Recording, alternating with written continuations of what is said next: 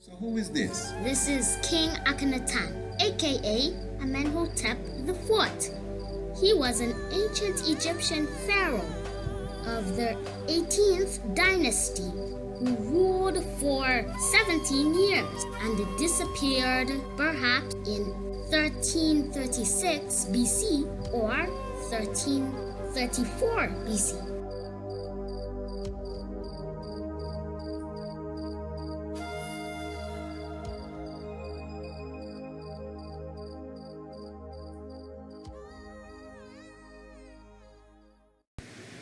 Blessed love to each and every one. Salamta. We glorify the life giver and the keeper of life, Emperor Haile Selassie. Give thanks for his presence with us, Father and Mother of creation, as we see the 2nd of November 1930 to be fulfillment of prophecy in the form of history. Give thanks for the coronation, even with the Honorable Empress Menin. In all joy and happiness, glorify the Black Christ in flesh, the Honorable King Emmanuel Charles Edwards. Glorify Marcus Messiah Garvey, the Thunderable God. Look for me in the whirlwind. That is his words. They said terror, Dada Idi Amin. Give thanks, President of Uganda. As we glorify representatives of the Ethiopia Africa Black International Congress, Congress that stand above all organizations that stand governmental and parliamental and churchical and statical. We give thanks even at this hour. We are bringing to you the first part of a two-part lecture, both audio lecture and video lecture. Who is the King of Glory? And in this first part, and of course the second part as well, we will be definitely giving you references as it relates to even prior works that we have done. For this lecture series here is really to highlight, well, as the title says, the King of Glory. In whatever formation you may want to balance it, whether it be geopolitically, which is really the level we're dealing with tonight, statical goes first. We will prove that Haile Selassie is the King of Glory. Or whether you're speaking in the astral level, the cosmic vibes, even on that level, we know for sure that he is the King of Glory. And especially when we reach on that level, it goes on to say, the Lord of hosts. He is the King of Glory. So I'm thankful that I'm given this opportunity here to express this very important matter. And we do pray and hope that this lecture goes down, not goes down, but stands up in history as a chief cornerstone for the comprehension of Haile Selassie I. We must always highlight our first full-length documentary, The Master of Ceremonies. And I will dare say that I think, in my humble own opinion, that The Master of Ceremony is a very unique documentary. It brings to life, the connection of Haile Selassie I with the ancient mysteries of the ancient world, outside of just a biblical or a scriptural, if you want to say, interpretation.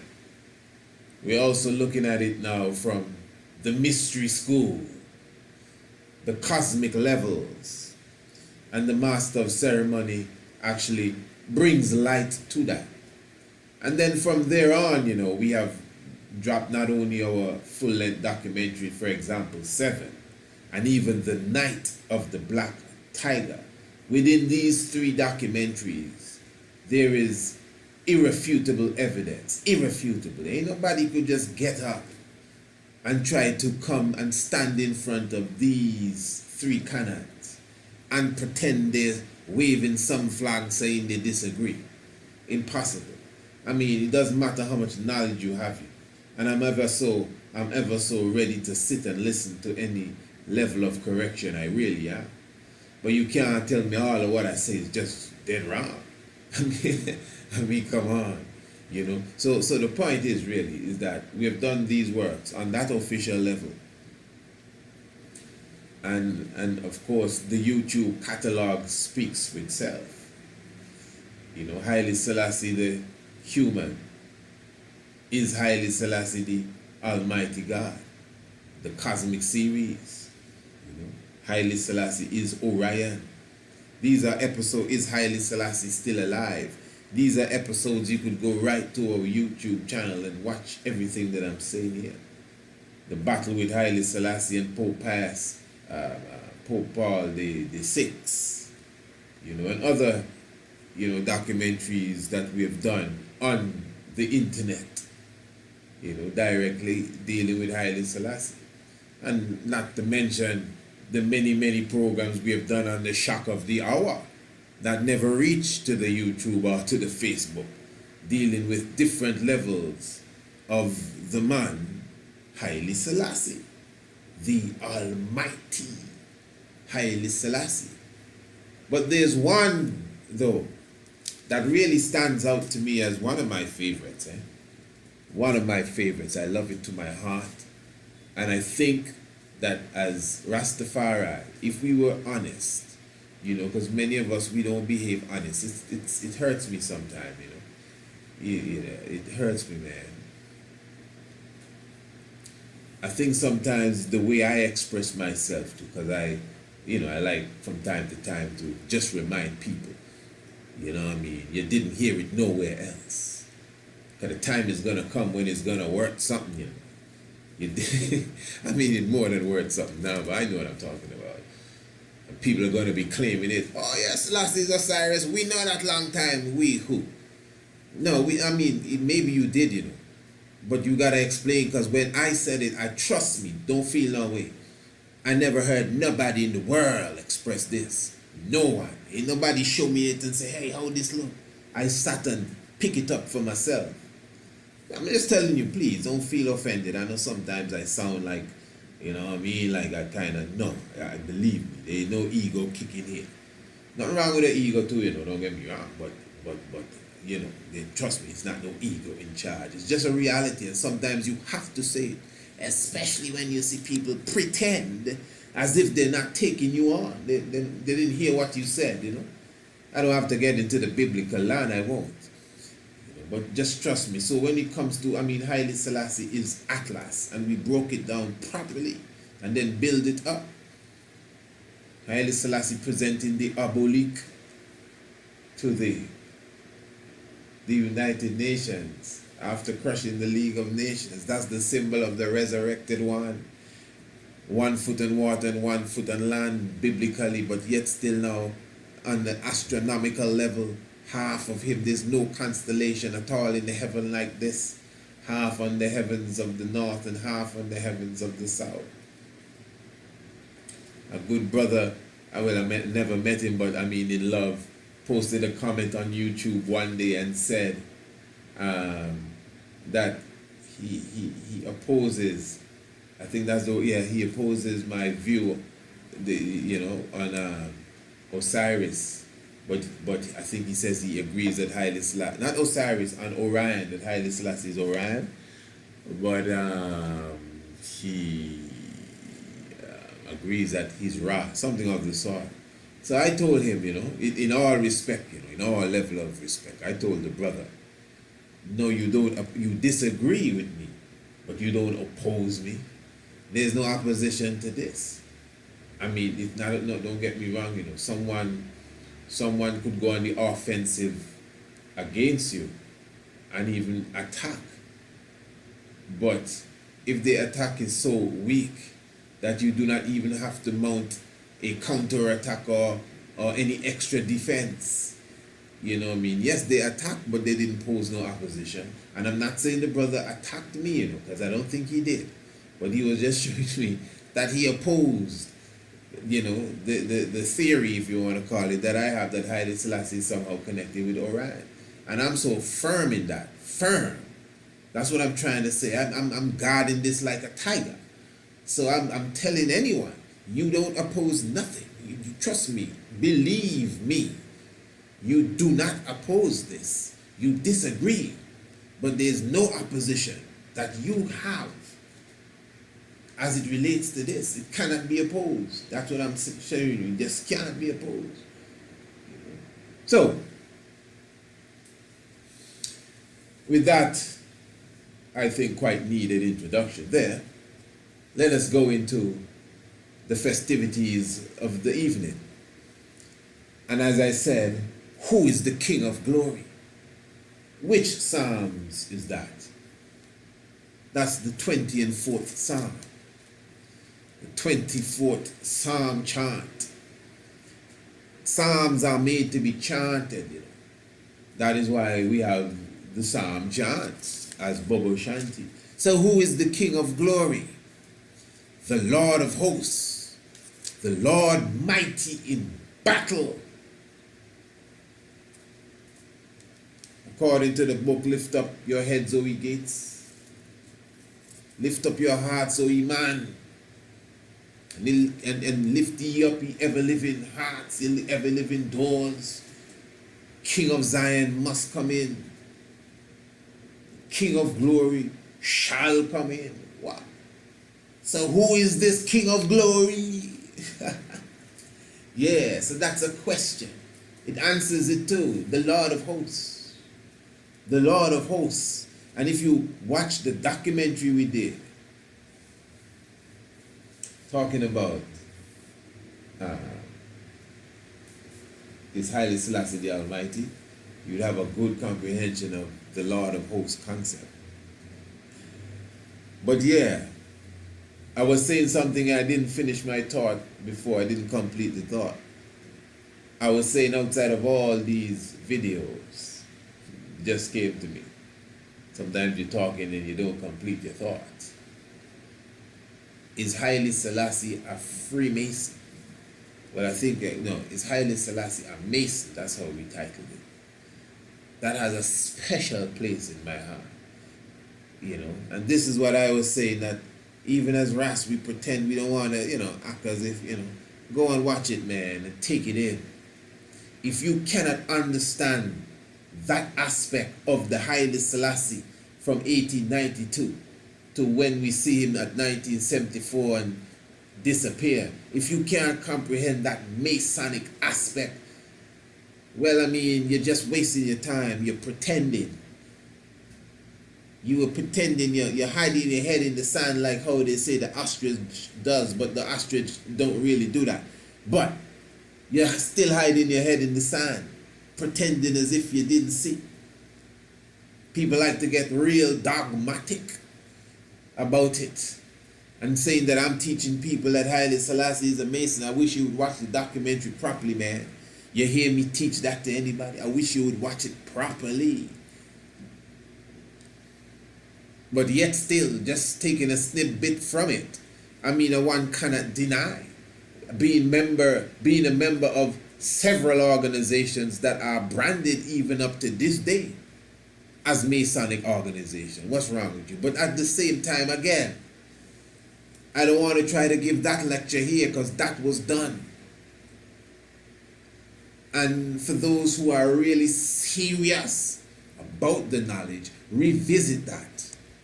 Watch it again and soak it in properly to get a good vibration of exactly what we're putting forward here. Now, I may refer to that documentary from time to time as I enter into this. What I want to do here is highlight a specific event that took place in 1971 in Iran. in the desert of Iran, highlighting the 2,500 years of the founding of that ancient city. Under King Cyrus it is.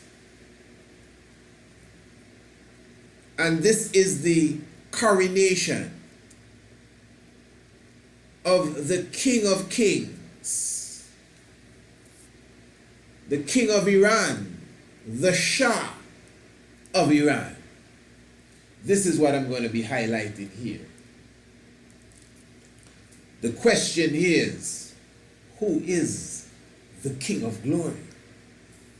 Now let me show you something before we go too deep into this. In fact, no, let us go deep into this, and then I will show you something afterwards. This is an audio coming from a BBC documentary entitled Shah of Iran, Amazing Party. You should go and watch it for yourself, because I'll be highlighting some things here, and you would love to sit and take in the whole scope of the documentary itself to get a full comprehension of the history of Iran, the history of the Shah. And the time frame here is 1971. And this man is crowning himself King of Kings. And he has invited the heads of states of all over the world, kings and prime ministers and queens.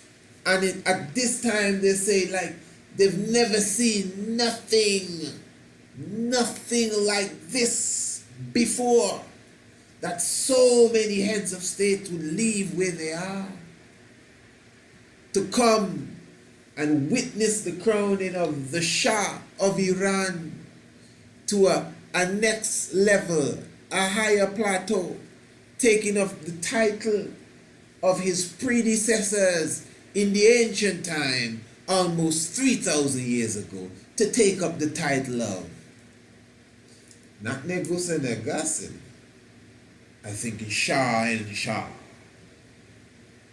the King of Kings. Follow this. Interesting. We may be sitting in on a television first this morning. The heads of state are about to arrive in Persepolis, Iran, to help celebrate the 2,500th anniversary of the founding of what was once called the Persian Empire, where we have Barbara Walters. Barbara. So this is Barbara Walters now. This is the famous Barbara Walters. And she is reporting there from Iran, also known as Persepolis, which is an ancient name for it. And interesting stuff. This one's called the Persian Empire, where we have Barbara Walters. Barbara. There's so much that one should understand about this event, both historically and in terms of modern times. And I thought I'd try to give you the who, what, where, how, and why right now. Who? Well, our host is the Imperial Majesty Shah, which means King of Kings, Shah of Iran, Mohammed Reza.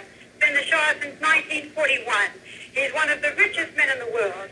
This country is a constitutional monarchy. The Shah has full power. He appoints the prime minister. He can dissolve the parliament. He controls the army. He can declare war. He can conclude peace treaties.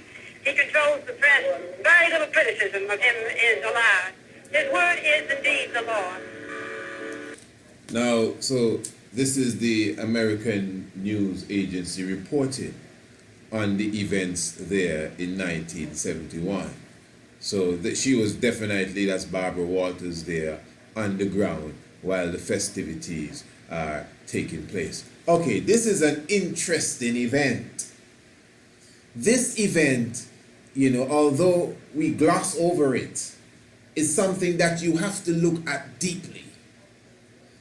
The heads of state that came, in reality, Even when one may say, okay, but remember in 1930 Haile Selassie was crowned, interestingly, the same title, the King of Kings, and 72 representatives of the heads of state came. What's interesting here with the Shah and Shah is that, yes, he has a few representatives there too, but the vast majority of his invited guests are the literal, actual head of states, including Negusa Negas, Haile Selassie. Who is here today? Well, 69 heads of state, and it's quite a list, either the heads themselves or their representatives. The list includes one emperor. Hold on. So Barbara Walters now, I will get a little loud here now in a few moments. So Barbara Walters now is expressing to us who is at this grand celebration, the Shah, man. The Shah of Iran is having a party. This fella here went into the desert of Iran and planted tens of thousands of trees. This is billions of dollars basically in today's money is being spent here to bring in tens of thousands of all sorts of trees and plant them, and water system, irrigation system. The man created a pool and couple ponds and created a tent city. Unlike anything ever seen, especially in that time. It is said that he imported tens of thousands, hundreds of thousands of birds and all kind of birds to live in the trees, and the vast majority of them just died off. Because, I mean, he's take them as birds, I say, man. Birds. He don't even have them in a cage, really. Birds ain't gonna just stay in that little spot as big as you think it is. You know? So they were not in their natural habitat and they just died off. So he went out of his way, having this big banquet. When they speak of the amount of things that were needed for the banquet, we're going to get to that. Material, food, so many different things, but we are going to get to that. But the guest list now, 69 heads of states. And listen to what Barbara Walters says. She's giving you the rundown on the heads of states that are there. She already gave you the sum, 69. So she's going to start from the smallest number, go up. But interestingly, she began by saying that there is one emperor.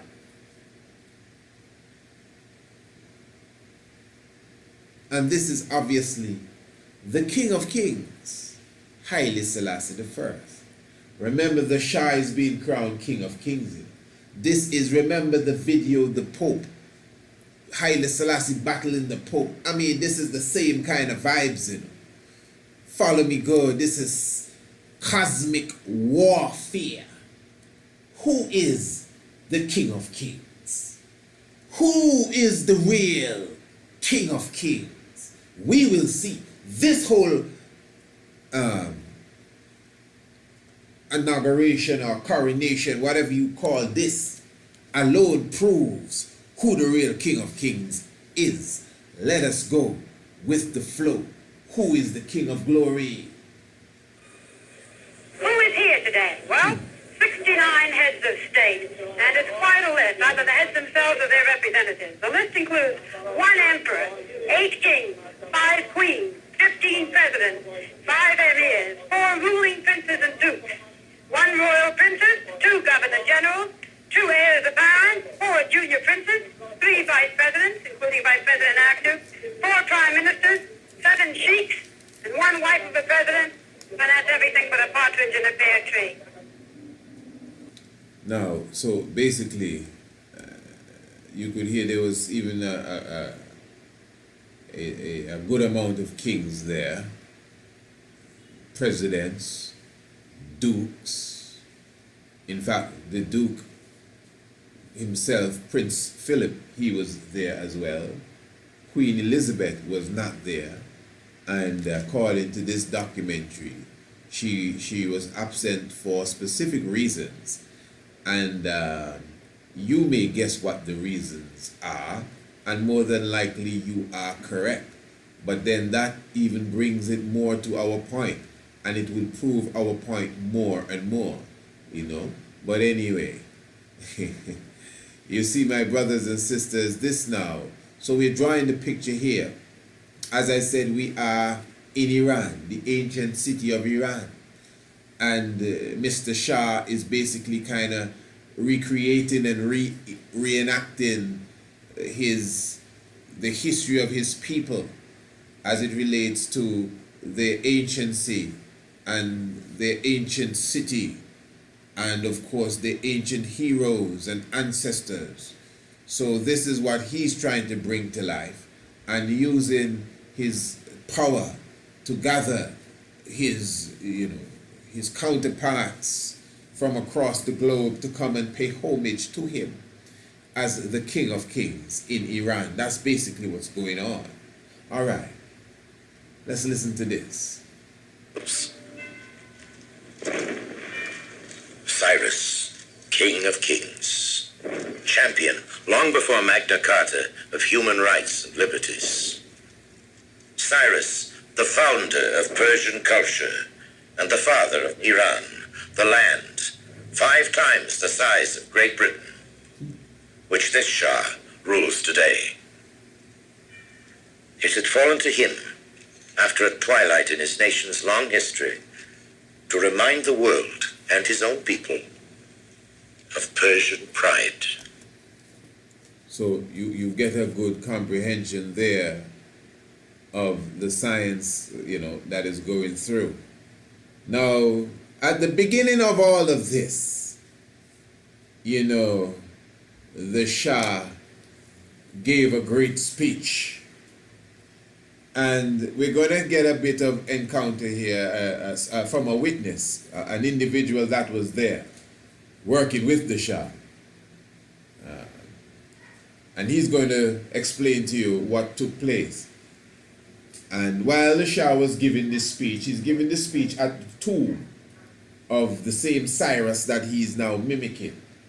And the brother said that all of a sudden 2 what they call dust devils, small dust devils, they would say, just appeared out of nowhere on both sides of the tomb. Interesting stuff. Let's just take it in. I want to draw a picture for you. The Shah. What was extraordinary, that as Shah was speaking... Now, this is the man, he himself speaking. He said what was extraordinary, because he seemed to have maybe, suffered from a stroke or something, so he's speaking somewhat funny there. No, not funny, really. Pardon me. I didn't mean to say funny, but, there's some impediment there. But yet still, if you listen good, you'll get him. He's saying that what was extraordinary is that when the Shah was speaking, dust devils arrived.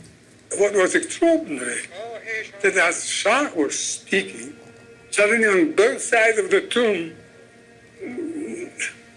the dust devil, in spiral of dust.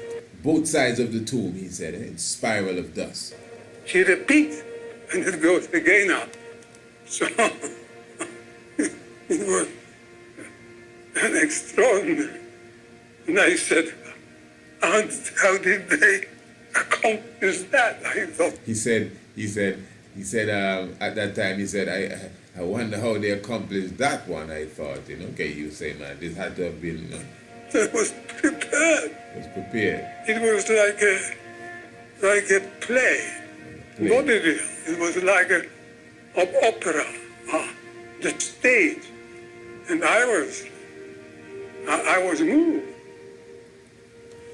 O Cyrus, great king, King of kings, Achaemenian king, king of the land of Iran, I, the Shah of Iran, offer these salutations from myself and from my nation. At this glorious moment in the history of Iran, I and all Iranians, the offspring of the empire which thou founded 2,500 years ago, bow our heads in reverence before thy tomb. Now, at that time now, the guests did not arrive as yet. But now I want to go into the arrival of the guests and to highlight one or two things that I think you would like to write to newspapers when I remember this verse. listen to this now.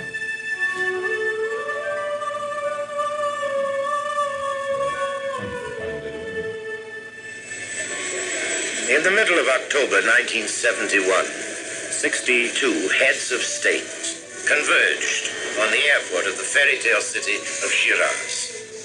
In a patchwork of color, in a whirl of salutes, bows, curtsies, familiar faces in the world scene stepped out of their aircraft over red carpets fringed with guards of honor into the welcoming Persian sunlight. It was just like this. Too much was happening to pick out the detail. For all the arrivals, ceremony and protocol had to be carefully observed. None who were there saw it all. So began one of the most historic cultural gatherings the world has ever seen. The only person that was sitting in headquarters in Persepolis was me. I couldn't sleep. I was scared to death because something this elaborate, any small thing that could happen would be a scandal. One of these African countries requested to our embassy. Now, before we go any further, we have Isa Malek. This is Isa Malek. He was at that time the deputy chief of protocol. Remember, we're talking in 1971, so he was a bit younger, obviously. 40-something years, maybe younger. And he was the deputy chief of protocol. So he said, man, he couldn't sleep. I mean, all these heads of state in one place. What are you talking about? He was like, wow, I mean, come on. So he had to deal with all the different details. So he's saying this African head of state. And, you know, I find this interesting because he never actually at this time says who it is. Now, after he speaks of this head of state, he goes on to speak of Haile Selassie. And he does a bit of mathematics that makes you kind of put the two stories together, but you see what I'm talking about. But anyway, he speaks of this African head of state. Any small thing that could happen would be a scandal. One of these African countries requested to our embassy that they'd like to bring 10 people with the head of state. 5 was the maximum. He said these are his personal guards. Now, okay, let's get that said. He said that this African state, the leader says that he wants to bring 5 people. Mr. Malek said that no, he wanted to bring 10 people. Yes. Mr. Malek said that 5 was the maximum. Okay. So you mean to say, as a head of state, you come in. This is what the man said. As a head of state, all these kings and dukes, and they can only bring 5 people. Well, that's a lot of people, but that's just to show you how tight the thing was.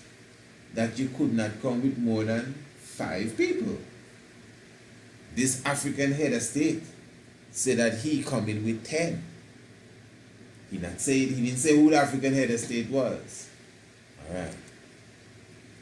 That 2 of them must sleep under his bed. So His Majesty said, okay, let this one have his 10. So His Majesty said, he's talking about the Shah. So His Majesty said, okay, let this one have his 10. Alright. And he brought 10 guys. Haile Selassie came with 75 people. Okay, hold on now. And he said, and he brought 10 guys. So there's this African head of state wanted to bring 10. We only can permit 5. Here the man said, the man, they only can permit 5. Only 5 you can bring. This African head want 10. He had to go to the Shah and say, Your Majesty, what to do? And the Shah said, okay, make him pass. Have his 10. Have his 10. And he brought 10 guys. And he brought 10 guys. Alright, to me that sounds like one story. Now this sounds like a next story. Haile Selassie came with 75 people on a plane. Haile Selassie came with 75 people on a plane. So obviously the king have 70 more than the limit. I remember I went nuts because these guys, who's going to take care of 85 people? He went nuts. He went nuts. Man say he went nuts. He want to know who's going to take care of all these people here. Now what I'm highlighting here, simple as it may sound, that these people had a limit of 5. That's the limit, 5. Haile Selassie come in one of them big jumbo jets with 75 people. It didn't sound like Haile Selassie got any problem whatsoever. Mr. Malek found some place to make sure he could accommodate all those who came with, hear this, the King of Kings. Negusa Negas, you see? And this is why we have to be clear now with our word. Shah and Shah and Negusa Negas is 2 different beings, 2 different people here. So Negusa Negas, the Negas from Abyssinia, came with 75 lions, brother. People like human beings. And you were only allowed to come with 5.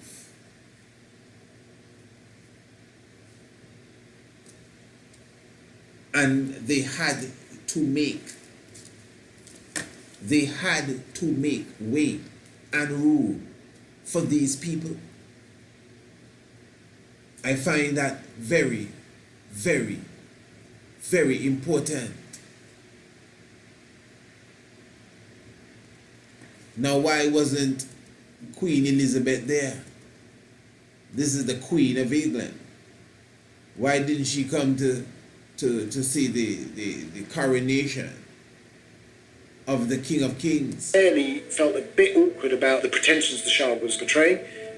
Clearly in Britain, for instance, they were not keen for the Queen to go because they thought if he's pushing it about that he's the premier monarch in the world, or this, we don't want to be in a position where our monarchs are seen as paying homage to the King of Kings.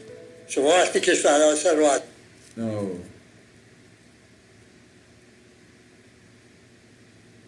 So the Queen of England, she's the Queen of England. And you have to imagine to yourself, the time frame that we're dealing with there.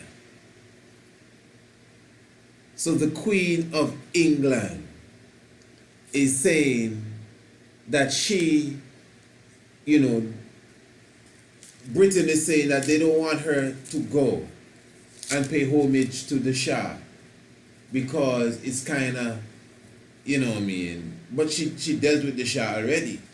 But at that time, he wasn't King of Kings. She dealt with the Shah already. But at that time, the Shah was not King of Kings.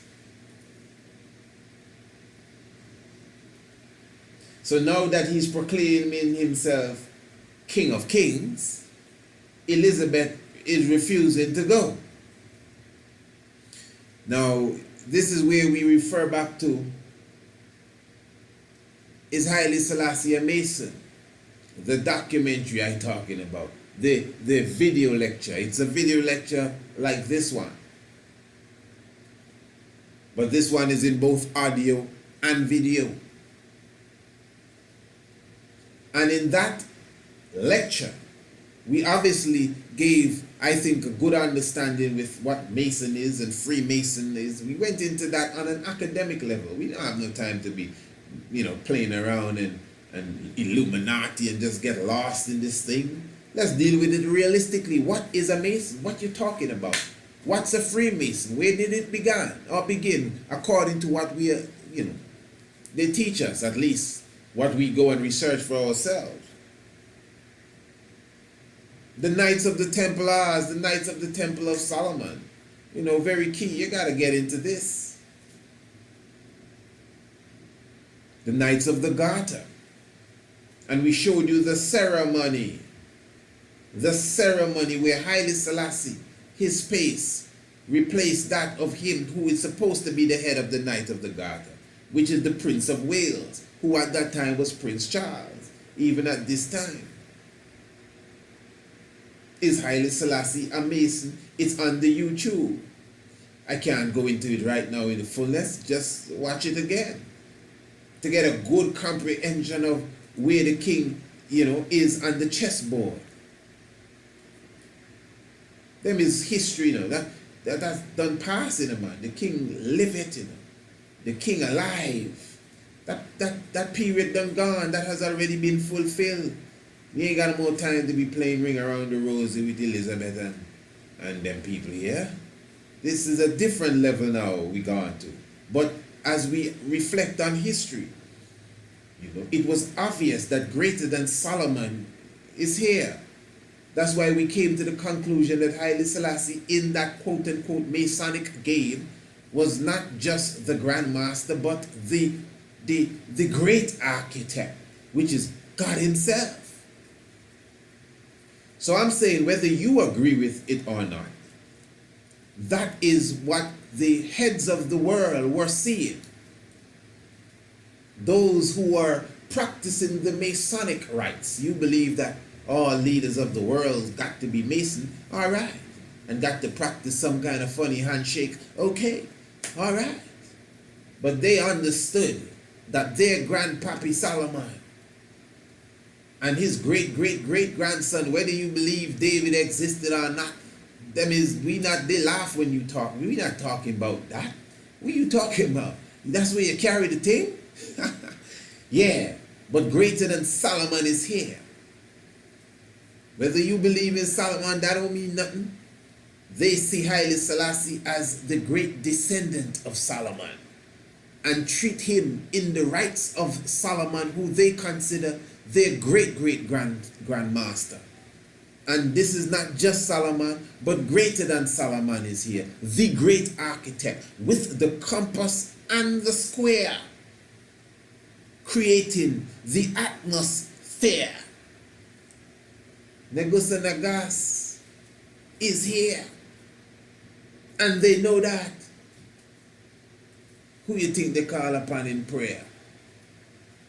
So how many times Elizabeth buck upon the king? From she's a little girl, she see the God come and check her pappy. George, how much he is, I can't remember. 5th?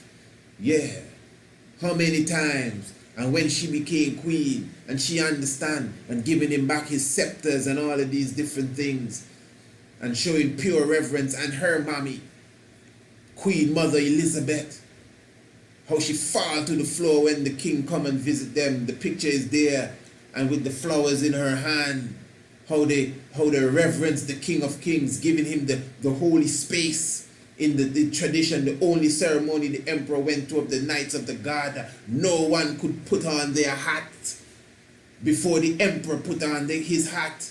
Watch the video. Them is the levels that they have the emperor of Ethiopia. Queen Elizabeth I talking about. Who on earth is the Shah? Give me a break. Who is he? See, she refused to go. She refused. The man just says, oh, wait, hey, let me pull it back. I think we missed the point. I think that went over everyone's head. everyone's head. Don't mind the King of Kings, go. That's the King of Kings, man. The man who came to sit with the public. ایجاد شده بود و اونا ناگزیر شرکت نکردن. This is my show. Don't rush me. The one that came to sit with the publicans and the sinners. I mean, you couldn't get no bigger publican and sinner banquet than this one here. Roast duck they have on the table, the man. Some of them felt a bit awkward about the pretensions the Shah was portraying. Clearly, in Britain, for instance, they were not keen for the Queen to go because they thought if he's pushing it about that he's the premier monarch in the world, or this, we don't want to be in a position where our monarchs are seen as paying homage to the king of. Yeah. So how come they never have no problem? How you give the man the space? They don't give nobody them space there. How many pictures of the Knights of the Garter we watch when they have even guests in the back row with all the regular knights? Nobody take Charles' space, brother. Charles don't walk on the side. Only when the emperor come, he move out the way. The head of the Knights of the Garter, the Prince of Wales. So just comprehend, vibrate, follow what we're saying here. شما وقتی رؤسای کشورهای دنیا رو فراموش شما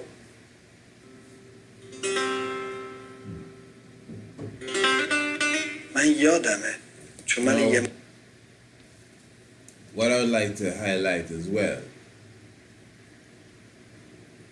this is very important, because you see, an individual may not understand that even in this zone here, okay, check it. Everybody arrived at the entrance of that big tent at 8 o'clock. It was more than surreal. It was unbelievable. It was the biggest event of my life. To see all these people, it was so little place. For example, they hadn't invited all the ministers. So all the cabinet wasn't there. The cabinet was not there. Many Iranians were not, even Iranians were not invited. There was no room. They simply no room.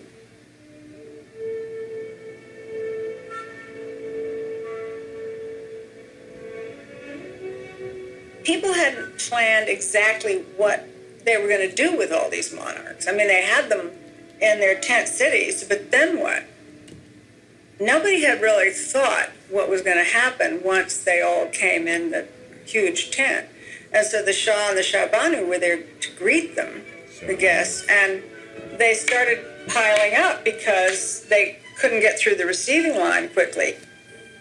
The problem is that not everybody arrived on time, and not everybody went in within 2 or 3 minutes. So after some time, there was a queue. According to the rules of protocol, kings take precedent against others due to their permanence. So they had to go in first. There were too many of them, and more were coming. So there were 2 queues, one of kings and queens, and one of lesser mortals, like presidents and prime ministers. So it was just unbelievable. And then there was this huge dust storm that came up, and that was and people's hairdos were getting undone, and the crowns were being held on so they wouldn't blow off, and the dresses were swirling, and the dust was getting people's eyes, and they were trying to push their way in so they wouldn't have to stand out in the dust storm.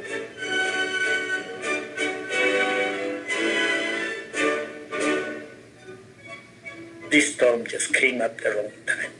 I was scared that this big chandelier will fall on somebody's head, the people. It was like the end of the world. This was not exactly what he expected for opening up the party. Finally, everybody was sort of piling in, and they didn't know what to do, and a lot of the Europeans were related to each other, but a lot of people didn't know each other. There wasn't anybody there to sort of say, oh, the Emperor of Japan, I want you to meet, that's Haile Selassie, So these people would sort of stand off in corners and stare at each other. All right. Yeah. Maybe one emperor there. I don't know what she's trying to say there. Now, what I'm saying here is this. As I said, it would be good that an individual could, watch the documentary itself and get a good comprehension of exactly what's taking place. Now, what is interesting is that you heard for yourself, there's this precedent that, the king's coming first and I guess the lesser mortals coming after. But it's all big wigs here, presidents, prime ministers. You got lesser mortals here? Wow. All right. Now, the documentary cannot show you everything, but they show you everybody lining up and bowing to the man for real. And I don't know, they just happen not to have a picture on this of Haile Selassie bowing to him. In fact, this is where we're going to go now. If you watch the documentary, there's a specific part when the heads of states are lined up coming to this man. Behind of him is standing what appears to be either, his deputy or maybe the prime minister and his wife. And then there's another part of it where you see here that the emperor of Ethiopia is behind of the man, just a bit to the side, and the guests are coming and shaking his hand and bowing to him.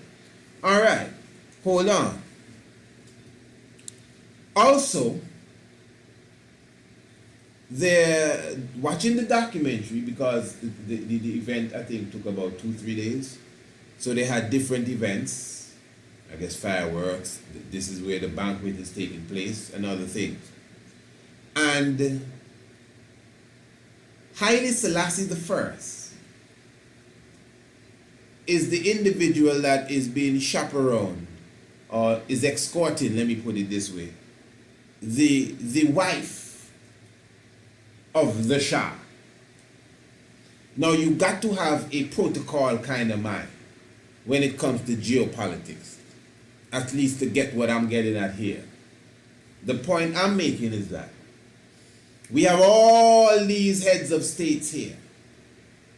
And if you understand politics, when heads of states meet one another, sometimes they would exchange wives.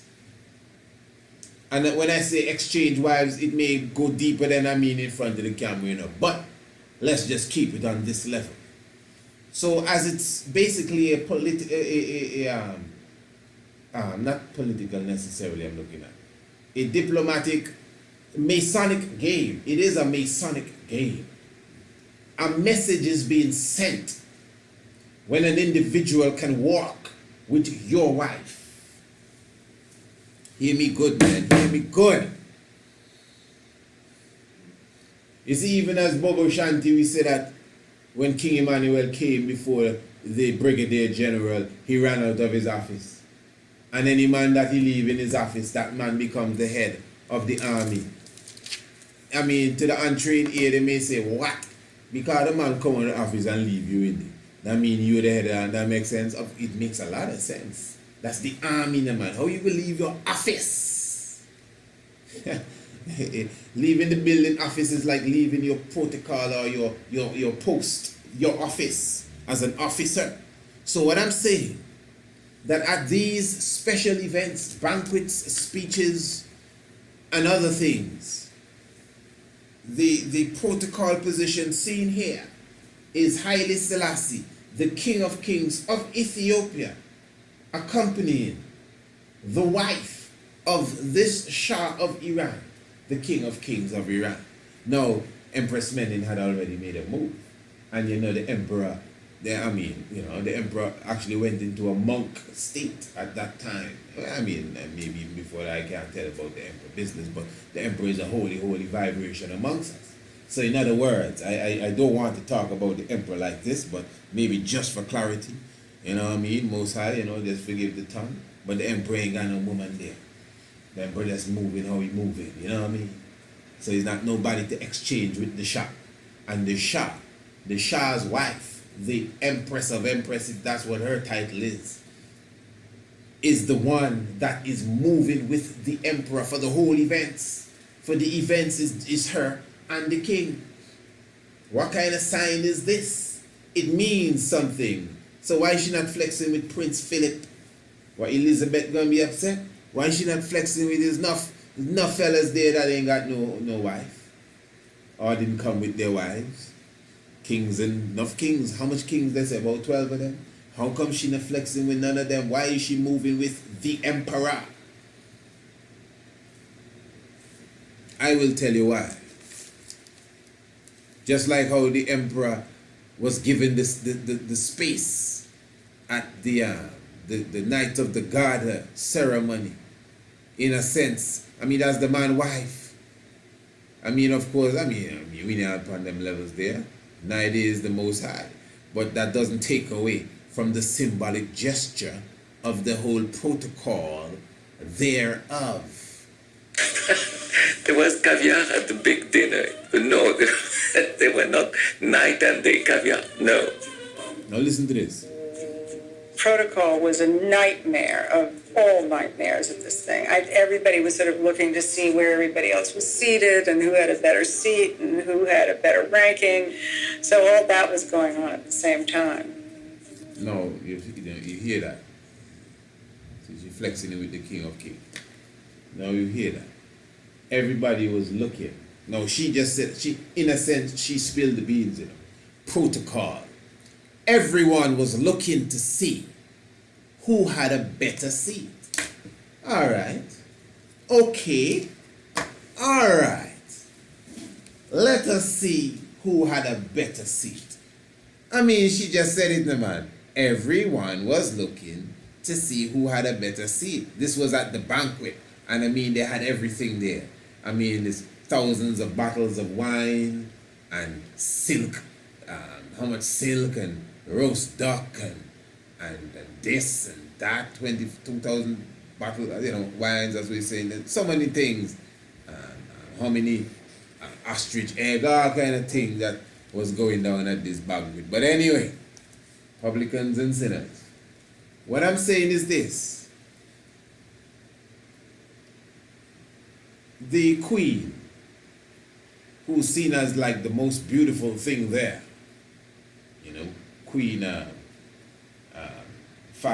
I think that's her name. She was like, wow, and all the magazines all over the world had her like the bombshell, the epitome of the beauty of a woman, a royal Barbie doll.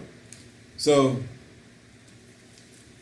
the Shah, he had his own seat. Remember, it's a heap of people here, man. Hundreds, basically. The Shah, the emperor alone, come with 75. The Shah and the queen ain't there because she not gonna be seen in the company of nobody that's saying there's the King of Kings. I didn't know that. The Shah had his own seat, and I didn't touch this point. When all of these people were marching in, there was a big whirlwind outside. But anyway, the Shah had his own seat at the dinner table.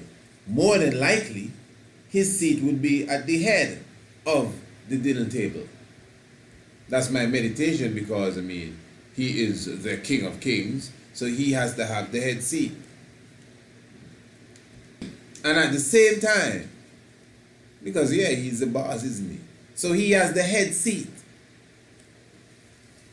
So his wife is not really sitting with him. If you see the way that the table is designed, it's almost for two head seats. And the Shah is like, maybe at least 10 people between him and his wife, basically, or 12 or so. So he's at one of the head seats, because a lot of people in the middle, a lot of people here. And the Shah is conducting his vibe, speaking to whoever's around him.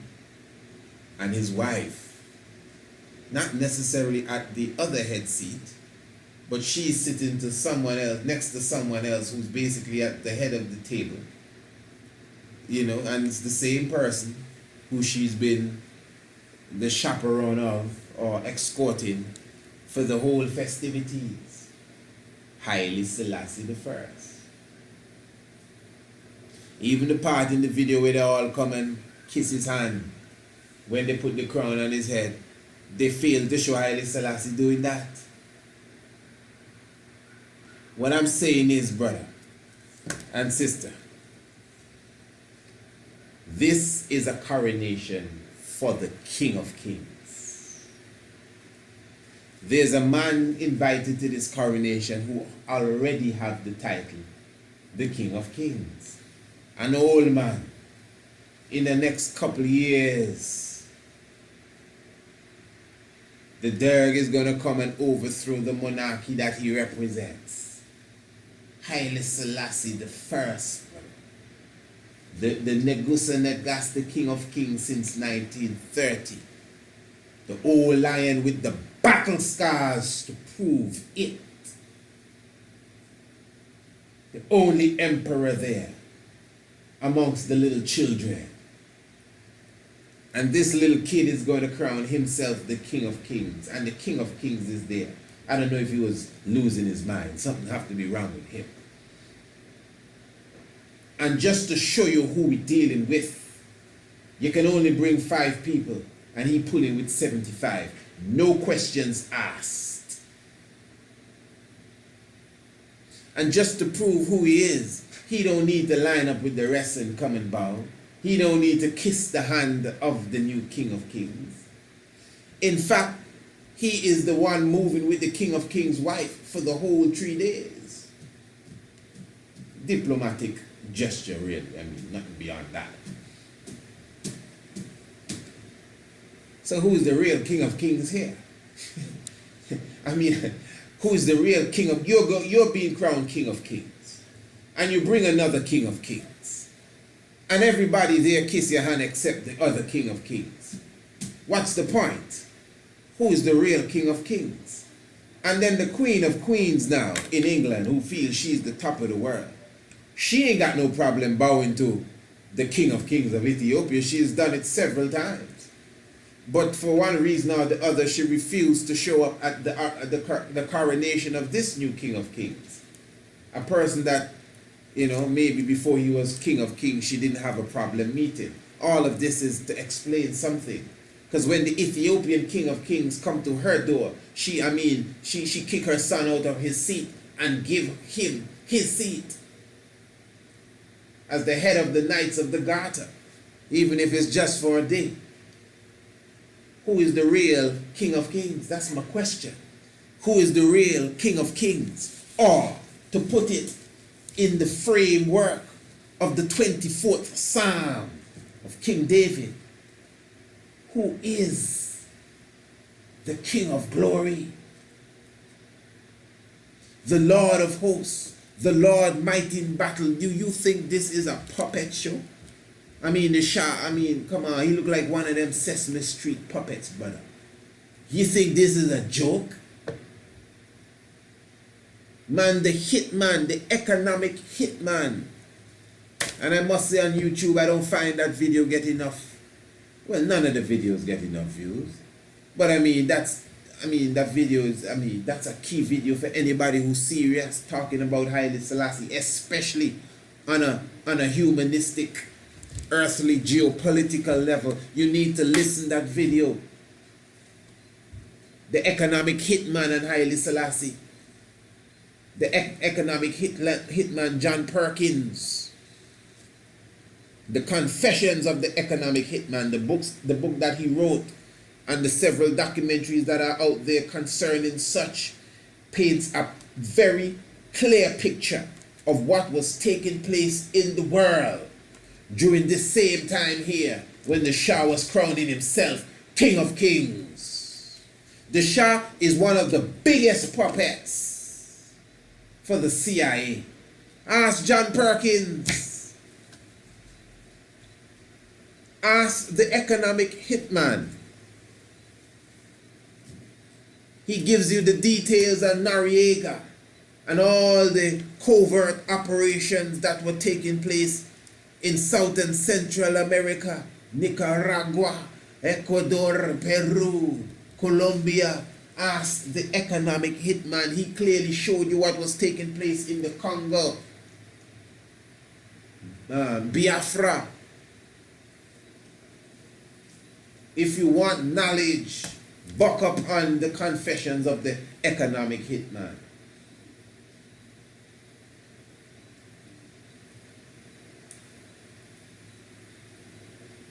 When you listen to that documentary, brother, the Lion of Judah, at the end of it, it's another BBC documentary when the man said,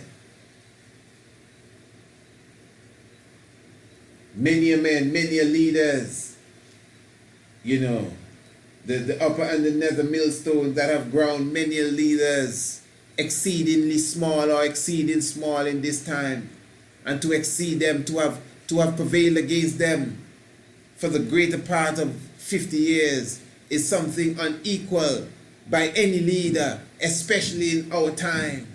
This is why the Lion of Judah is a living legend. This is on the documentary entitled The Lion of Judah, a BBC reporter saying that about Haile Selassie.Who in 1970.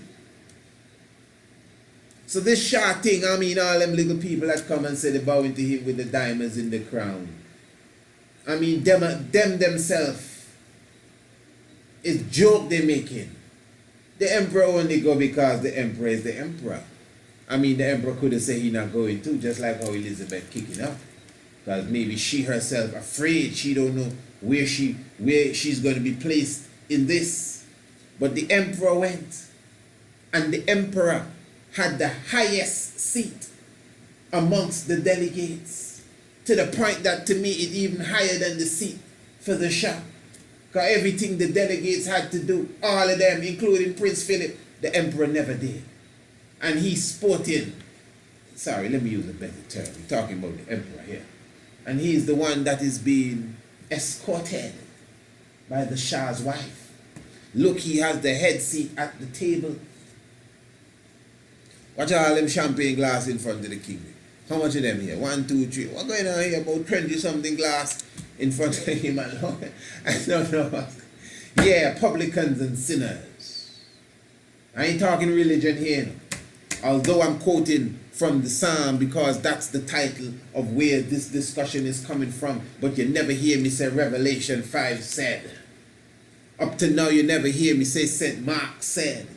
And if you read Genesis and Exodus said. So don't try to play God with me now and what you doing with champagne glass. We can talk about that some other time. In fact, we've spoken about that many times. What are you talking about? This is the realms we're dealing with.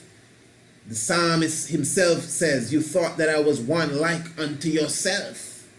That's what's going on here. And the Lord shall shave, since he wants us to get a bit theological. And the Lord shall shave with a razor the head and consume the beard. It's deeper than that. And we have covered that even in the documentary that we did on YouTube. Why doesn't Haile Selassie have locks? Man, we cover it all. We've covered it all, man, and we still have more to cover. Might catch you in the morning, man. Might figure it out later tonight, whatever the case is. So the economic hitman now, what I'm saying is this. That listen to the economic hitman good. Even when they had control of these African countries. You mean to tell me the economic hitman and his crew never approached Ethiopia? Look how long Haile Selassie reigned in there. Them fellas approach everybody and bring down everybody. That is why at the end of the documentary, the BBC reporter could explain that heads of states were crumbled in this time like nothing. But this man has survived them for over 50 years. He's a living legend. Haile Selassie the Shrewd, man. So in 1971, man, the king looking to move out of the sea. Go the king smiling and just happy having a grand old time at this little papi show 10th coronation. What is Shah trying to do? Outplay the negus nagas? Waste the time. The Shah is a puppet of the CIA. And look how they have to deal with a man that has the same title that he's given himself. 75 people on a plane. What are we gonna do? Humble yourself. The real King of Kings is here. Who is the King of Glory? Holy Emmanuel, Selassie, Jah, Rastafari. So give thanks. This is just part one